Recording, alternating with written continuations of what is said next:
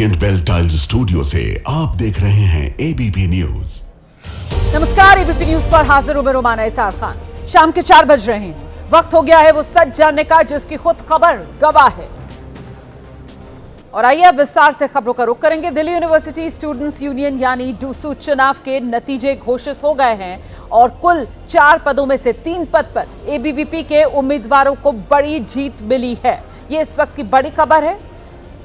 Delhi university students union चुनाव में अध्यक्ष पद पर एबीवीपी के आर्यन मान ने एनएसयूआई की जॉसलिन नंदिता चौधरी को हरा दिया।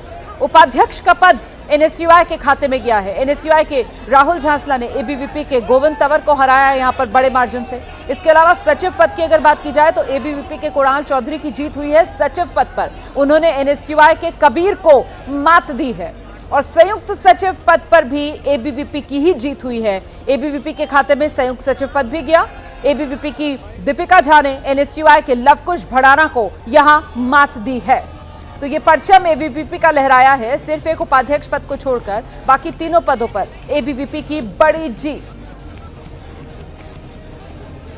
दिल्ली यूनिवर्सिटी छात्र संघ चुनाव के जो नतीजे हैं वो घोषित हो चुके हैं और इस बार परचम लहराया है एबीवीपी ने। एबीवीपी ने 4 मुख्य पदों में से 3 पदों पर इस वक्त अपनी जीत जो पूरी कर ली है। यहाँ पर आर्यन मान जो हैं वो प्रेसिडेंट के पद पर इस वक्त चुन लिए गए हैं और उसके साथ साथ जो वाइस प्रेसिडेंट का पद है वो एनएसयूआई ने इस बार कब्जा लिया है। इस बार राहुल झांसला ने इस वक्त इसको जीता है। और यहाँ पर देखिए, आपको मैं तस्वीरें दिखाऊं दिल्ली यूनिवर्सिटी की, तो वो जो छात्र इस वक्त जो एबीवीपी एनएसयूआई के सुबह से ही टकटकी लगाए बैठे थे, वो मतगणना के समय पूरे एक बड़ी जो संख्या थी वो देखने को मिल रही थी। लेकिन इस वर्ष एबीवीपी ने 4 बड़े पदों में से 3 पदों पर अपनी जो जीत है वो पूरी करी है। क्या लग रहा है, आप क्या बदलाव की तरफ देख रहे हो? क्या बिल्कुल बदलाव की तरफ है। दिल्ली विश्वविद्यालय के छात्रों ने विद्यार्थी परिषद पर विश्वास जताया है और आप देख सकते हैं कि देश के अंदर जो विपक्षी पार्टियां हैं, कांग्रेस से समर्थित विचार वाले जो लोग हैं, वो देश को तोड़ने की राजनीति कर रहे हैं, जाति के आधार पर युवाओं को तोड़ने का काम कर रहे हैं। लेकिन दिल्ली विश्वविद्यालय के छात्रों ने यह तय कर लिया था कि हमारा देश जाति के आधार पर, धर्म के आधार पर हम विभाजन नहीं करेंगे। वाइस प्रेसिडेंट के पद पे देखे तो एनएसयूआई को जीत हासिल हुई है। बिल्कुल, ये ईवीएम पर आरोप लगाते थे, लेकिन वीपी पर जो इनका प्रत्याशी जीता है, तो कुल मिलाकर जब इनका कहीं पर भी कोई समर्थन नहीं मिलता है तो ये लोग ईवीएम पर आरोप लगाते। देश का युवा जागरूक है, उनको पता है किसको समर्थन करना है। तो इस वक्त तिरंगा लहराता हुआ भी नजर आ जाएगा, वो नारे लगाते हुए इस वक्त आपको यहाँ पर भारत माता की नारा लगाते हुए। लेकिन कुल मिलाकर जो इस वक्त तस्वीरें यहाँ से दिल्ली यूनिवर्सिटी से निकल के आई हैं वो कुछ इस तरह की हैं कि एबीवीपी ने एक बड़े रूप से इस वक्त इस वर्ष दिल्ली यूनिवर्सिटी में जीत हासिल की है। आगे बढ़ेंगे। दिल्ली से सटा गुरुग्राम है और यहां से एक दिल दहला देने वाली तस्वीर सामने आई है। खाने के पैसे मांगने पर दबंगों ने होटल के मालिक को जमकर पीट डाला। पुलिस ने 3 आरोपियों को गिरफ्तार किया है। मारपीट का वीडियो सोशल मीडिया पर तेजी से वायरल है। तस्वीरों में देखिए आप, काले रंग की स्कॉर्पियो से कुछ दबंग उतरते हैं और होटल संचालक पर लोहे की रॉड और डंडों से हमला कर देते हैं। होटल संचालक को तब तक मारते हैं जब तक वो सड़क पर गिर नहीं जाते। ये मामला गुरुग्राम के उद्योग विहार थाना इलाके का है। यहाँ हनुमान मंदिर के पास विनोद और विवेक अपना ढाबा चलाते हैं। रात करीब 12 बजे पास के ही रहने वाले अनीश ने खाने का ऑर्डर दिया तो होटल मालिक ने पैसों की मांग की। इसी से नाराज होकर अनीश ने अपने साथियों को बुलाया और फिर लात, घूसे, डंडे, लोहे की रॉड से जमकर यहाँ पीटा। जिस वक्त दबंग होटल मालिक और उसके बेटे को सरेआम पीट रहे थे, किसी ने ये वीडियो बनाया।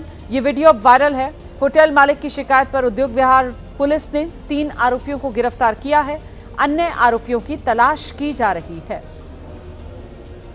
देखिए कैसे दबंगों की बाद में अकड़ ढीली हुई है। देख रहे हैं आप, ये पुलिस की गिरफ्त में है और कैसे उकड़ू बैठे हुए नजर आ रहे हैं। और क्या इन्होंने किया है वो तस्वीरें भी आप देख रहे हैं। जब दबंगई दिखा रहे थे ये होटल मालिक और उसके बेटे को बर्बरता से इन्होंने पीटा, लाठी डंडों से, लोहे की रॉड से।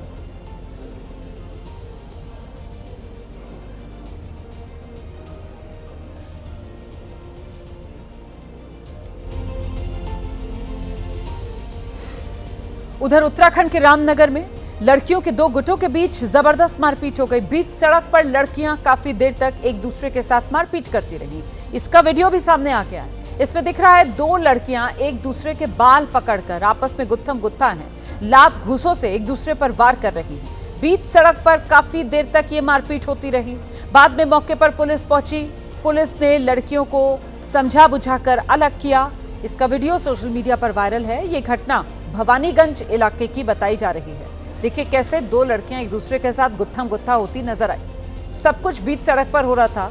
मौके पर पुलिस पहुंची, दोनों लड़कियों को समझाया बुझाया और मामला शांत कराया।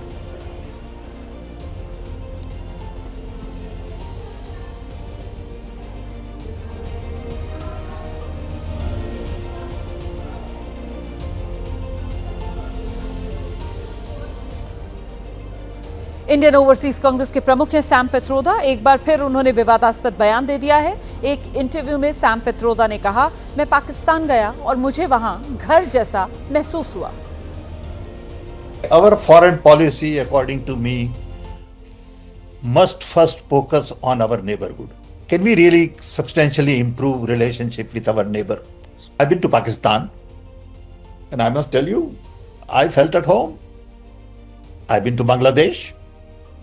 I've been to Nepal, and I feel at home.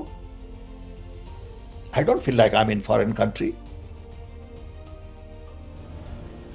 अब सैम पित्रोदा के इस बयान पर बीजेपी ने पूरी कांग्रेस को घेर लिया है। बीजेपी के प्रवक्ता प्रदीप भंडारी सवाल उठा रहे हैं, सैम पित्रोदा ये खुद से ऐसा कह रहे हैं या फिर गांधी परिवार उनसे ये सब कुछ कहलवा रहा है? कि क्या कभी कोई देशभक्त व्यक्ति ये कह सकता है कि आतंकी मुल्क पाकिस्तान उसके लिए घर जैसा है?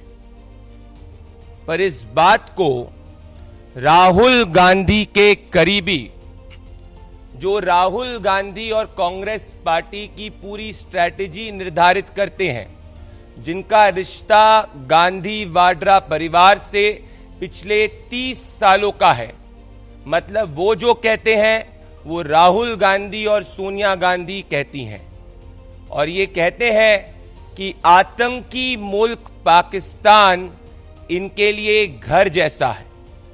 कांग्रेस पार्टी के शीर्ष नेतृत्व ये कह रहा है और सैम पित्रोदा से ये कहलवा रहा है कि आतंकी मुल्क पाकिस्तान इनके लिए घर जैसा है।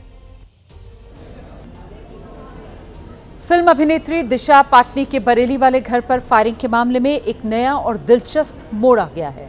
इस मामले में दो गैंगस्टर्स, एक लॉरेंस बिश्नोई और रोहित गोदारा, आमने सामने आ गए। दोनों इसकी वजह बता रहे हैं सनातन को। दरअसल बीते 11 और 12 सितंबर को अभिनेत्री दिशा पाटनी के घर पर फायरिंग हुई। इस फायरिंग की जिम्मेदारी रोहित गोदारा और गोल्डी बराड़ गैंग ने ली। इसकी वजह बताई सनातन का अपमान। उनका दावा था कि दिशा पाटनी की बहन ने प्रेमानंद जी महाराज का, अनिरुद्धाचार्य जी का अपमान किया है, सनातन धर्म को नीचा दिखाने की कोशिश की है, आराध्य देवी देवताओं का अपमान किया है जो हम नहीं सहेंगे, ये दावा कर रहे थे गैंगस्टर्स। और अब लॉरेंस गैंग के एक गुर्गे हैरी बॉक्सर की एक पोस्ट है जो वायरल हो रही है, जिसपे उसने रोहित गोदारा को नकली सनातनी बता दिया है। यानी अब दिशा पाटनी का मामला पीछे छूट गया है और गैंगस्टर्स में आपस में ठन गई है कि आखिरकार कौन असली सनातनी है और कौन नकली सनातनी है। तो आप पहली बार सनातन के नाम पर ये गैंग वॉर सुन रहे होंगे, इसीलिए आगे बढ़ने से पहले लॉरेंस गैंग के गुर्गे हैरी बॉक्सर की वायरल पोस्ट में क्या लिखा है ये जान लीजिए। मैं आपको एक बार फिर से बता दूं कि वायरल पोस्ट है, एबीपी न्यूज इसकी पुष्टि नहीं करता है। तो वायरल पोस्ट में जो लिखा है बस मैं वो बताने जा रही हूं आपको। इस पोस्ट में लिखा गया है, कुछ जयचंद सनातन धर्म का ज्ञान दे रहे हैं। हमारे ग्रुप का नाम लेकर युवाओं को बरगलाया जा रहा है। हमारे ग्रुप का नाम लेकर बहन बेटियों को डराया जा रहा है। सनातन धर्म पर उंगली उठाने वालों को हर हिंदू जवाब देना जानता है। सनातनी को किसी गद्दार के ज्ञान की जरूरत नहीं। गोदारा जैसे लोग सिर्फ पैसे के लिए काम करते हैं, इसीलिए उन्हें गैंग से निकाला गया। तो ये लॉरेंस गैंग की तरफ से गोदारा गैंग पर करारा वार किया गया है। लॉरेंस गैंग, गोदारा गैंग सनातन की अस्मिता के मुद्दे पर आमने सामने।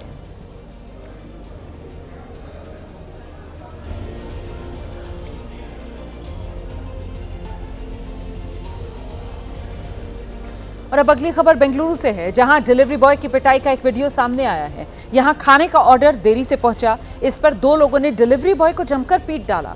वीडियो में आप देखेंगे, पहले जोमेटो के डिलीवरी बॉय से कुछ लोग बहस कर रहे हैं, फिर उनमें से एक व्यक्ति जिसने कैप लगाई हुई है वो प्लास्टिक के कंटेनर से हमला कर देता है डिलीवरी बॉय पर। इतने में वो संभलता है कि कुछ ही दूर से दूसरे युवक ने कुर्सी मारते हुए दूसरा युवक नजर आ रहा है इस डिलीवरी बॉय को। यहां तक कि उससे बाइक भी छीनने की कोशिश कर रहे हैं ये लोग। दबंगों की ये गुंडाई जो है वो सीसीटीवी में कैद हुई है। हमले में डिलीवरी बॉय को कुछ चोटें भी आई। पुलिस ने दोनों पक्षों के बयान दर्ज किए हैं, लेकिन किसी भी तरह का कोई मुकदमा अभी दर्ज नहीं किया गया है। 14 सितंबर का ये मामला बताया जा रहा है। बेंगलुरु के बापूजी नगर का ये मामला है। इस वारदात के बाद डिलीवरी बॉय डर में है और ये जो वीडियो है ये कानून व्यवस्था की पोल खोलने के लिए काफी है।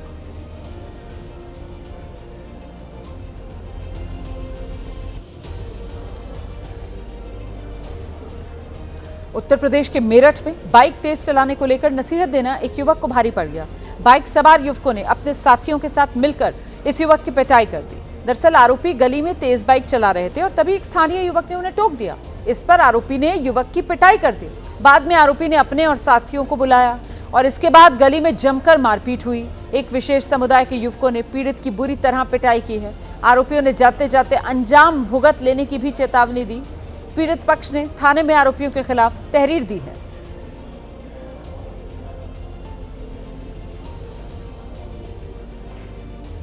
उधर मध्य प्रदेश के सतना से एक चौंकाने वाली घटना सामने आई है। फाइनेंस कंपनी और कर्जदार परिवार के बीच जमकर झड़प यहां देखने को मिली। मारपीट की तस्वीरें सामने आई हैं सतना जिले के नागौद से। ये वीडियो आप देखिए। फाइनेंस कंपनी के एजेंट और कर्ज लेने वाले परिवार के बीच में जमकर झड़प हुई।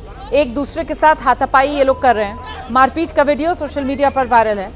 खबरों के मुताबिक सोनी परिवार ने फाइनेंस कंपनी से 75,000 का लोन लिया। उन्हें हर महीने 4100 रुपए की किश्त चुकानी थी। अगस्त महीने की किश्त वसूलने के लिए फाइनेंस कर्मचारी सुंदरलाल सोनी के घर पहुंचे। आरोपों के मुताबिक पैसे देने की बजाय सोनी परिवार ने ये जो किश्त वसूलने आए थे कर्मचारी, इनसे मारपीट शुरू कर दी। हंगामा हुआ, जिसके बाद खुद पर गर्म पानी डालकर पीड़ित होने का नाटक परिवार ने रच डाला। फिलहाल पुलिस ने फाइनेंस कंपनी के खिलाफ मामला दर्ज किया और मामले की जांच की जा रही है। खबर उत्तर प्रदेश से है, जहां प्रयागराज के एक सामुदायिक स्वास्थ्य केंद्र में दो कर्मचारी आपस में भिड़ गए। हैरानी की बात यह है कि मारपीट के समय चिकित्सा अधीक्षक मौजूद थे, लेकिन कोई कुछ नहीं कर पाया। वीडियो में देखिए आप, एक कर्मचारी जमीन पर गिरा हुआ नजर आएगा और उस पर लगातार हमला किया जा रहा है। बताया जा रहा है कि पिटाई करने वाला कर्मचारी एक्सरे टेक्नीशियन है, जिसने अपने ही साथी कर्मचारी को चप्पलों से मारा है। बाकी स्टाफ के सामने ये मारपीट हुई, लेकिन दबंगई का आलम यह रहा कि आरोपी लगातार पिटाई कर रहा है, कोई रोक नहीं रहा है उसे। इस घटना का संज्ञान अब सीएमओ ने लिया है। उन्होंने विभागीय जांच बैठा दी है और कहा है कि रिपोर्ट आने के बाद दोषी के खिलाफ सख्त कार्रवाई की जाएगी। सीएमओ का यह भी कहना है कि भले ही दोनों पक्ष अपनी लिखित शिकायत वापस ले चुके हैं और पुलिस फिलहाल कोई कदम नहीं उठा रही, लेकिन विभागीय स्तर पर कार्रवाई जारी रहेगी।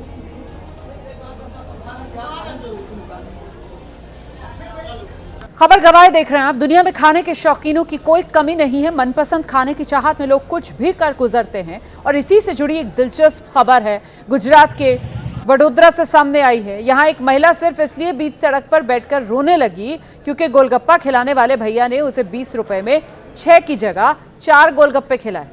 फिर क्या था, इस बात से महिला नाराज हो गई और सड़क पर बैठकर महिला ने रोना शुरू कर दिया। इतना ही नहीं, महिला को कम गोलगप्पे मिलने से इतना दुख हुआ, उनकी आंखों से आंसू ही नहीं रुक रहे थे।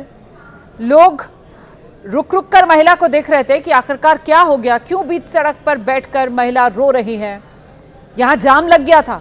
लोगों ने जब सड़क पर बैठकर रोने की वजह पूछी तो जवाब सुनकर बहुत से लोग हैरान रह गए और सब कह रहे हैं कि 6 की जगह 4 गोलगप्पे बड़ी नाइंसाफी है।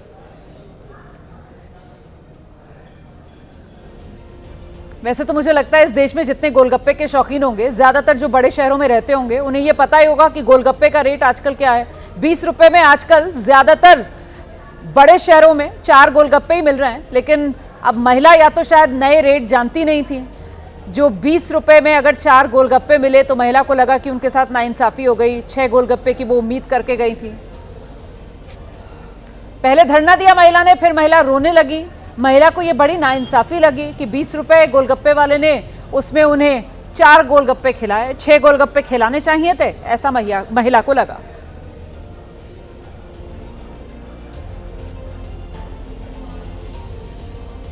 आगे बढ़ेंगे। उत्तर प्रदेश पुलिस ने 3 मंचलों का ऐसा इलाज किया है कि जिंदगी भर ये याद रखेंगे। तस्वीरें दिखाने जा रही हूं मैं आपको। यूपी पुलिस ने इन मंचलों का जमकर इलाज किया। 24 घंटे के भीतर इनकी अकल ठिकाने लगा दी।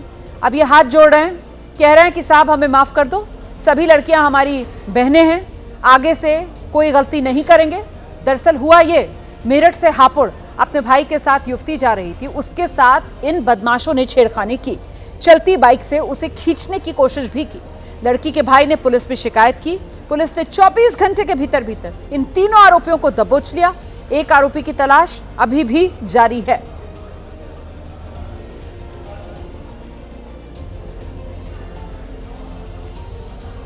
तो मंचलों को पुलिस ने सबक सिखा दिया है। पुलिस के सामने अब गिड़गिड़ाते हुए ये आरोपी नजर आ रहे हैं। स्कूटी से अपने भाई के साथ जा रही एक युवती के साथ इन्होंने छेड़खानी की थी।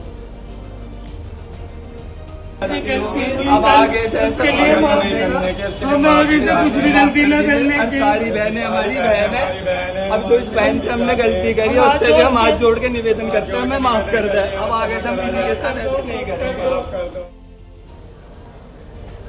हापुड़ के अटसैनी गांव के लोग दहशत में जीने को मजबूर हैं और वजह एक तेंदुआ बना हुआ है। तेंदुए का वीडियो वायरल है और ग्रामीणों में खौफ। बताया जा रहा है अटसैनी गांव के जंगल में ग्रामीणों को एक तेंदुआ बैठा दिखाई दिया, जिसके बाद लोगों ने उसका वीडियो बना लिया। अब ये वीडियो सोशल मीडिया पर वायरल है। वीडियो देखकर लोगों में डर है। लोगों ने इलाके की तरफ आना जाना बंद कर दिया। गांव के लोगों ने तेंदुए की जानकारी वन विभाग को दे दी है, लेकिन ये तेंदुआ अभी वन विभाग की पकड़ में नहीं आया है। तेंदुए की दहशत पूरे इलाके में है। लोग डर रहे हैं अपने घरों से भी बाहर निकलने में। अपने बच्चों को लेकर, अपने मवेशियों को लेकर लोग बहुत फिक्रमंद हैं।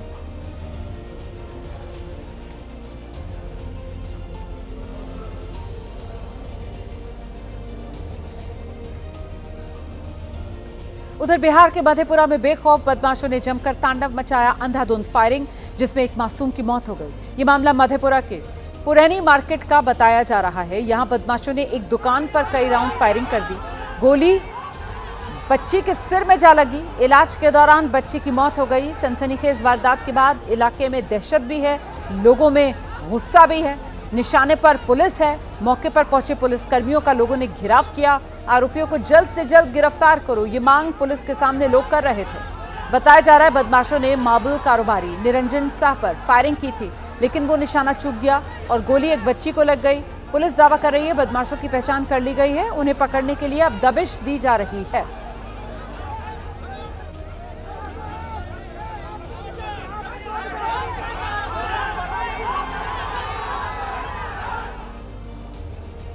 उधर बिहार के सुपौल में कोसी नदी ने तबाही मचा दी है। पिछले 5 दिन से लगातार मूसलाधार बारिश हो रही है। कोसी नदी के जलस्तर को खतरनाक स्तर तक बारिश ने पहुंचा दिया है। नदी का जलस्तर लगातार कम ज्यादा हो रहा है, लेकिन गुरुवार को अचानक 2 लाख क्यूसेक अधिक पानी छोड़ दिया गया। इसी के साथ नदी के किनारे बसे लालगंज गांव में पानी ने तबाही मचा दी। हालात इतने गंभीर हैं, जिला प्रशासन को राहत शिविर लगाकर ग्रामीणों को खाना तक मुहैया कराना पड़ रहा है। लेकिन विडंबना देखिए आप, जिस भवन में शिविर चल रहा था, अब वो भवन भी नदी के कटाव की चपेट में आकर ढह गया है। लगातार कटाव बढ़ता जा रहा है। ग्रामीण डरे हुए हैं। लोग सुरक्षित ठिकाने की तलाश में पलायन को मजबूर हैं। प्रशासन आपदा से निपटने की हर संभव कोशिश में जुटा है।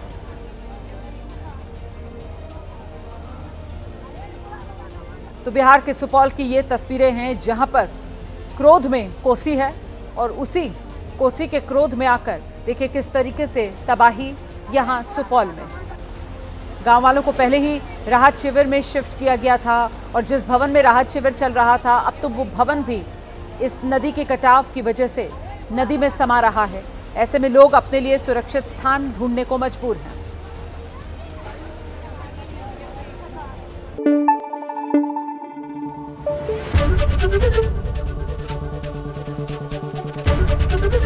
एबीपी न्यूज आपको रखे आगे।